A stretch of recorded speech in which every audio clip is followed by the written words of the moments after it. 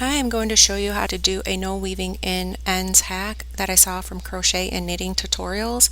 And this hack is great for when your yarn is at the end and you need to add your color. Instead of tying them together, this is a smoother transition, or if you like to add new colors, you can do this as well using this hack.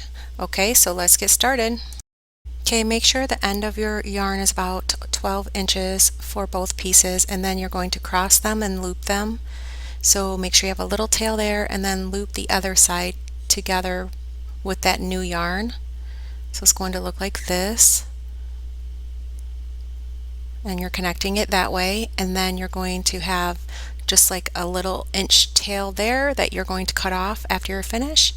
And this was a half double crochet, so I'm working a half double crochet with the weave in. So I'm going to yarn over, insert my hook, and then grab the yarn and then pull through, and then I'm going to start transitioning into that new yarn. And then this will be the weaving in of the new yarn.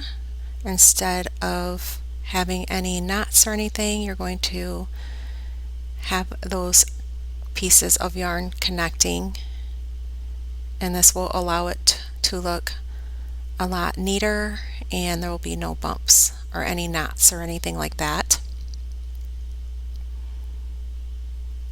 And then those little tails at the end,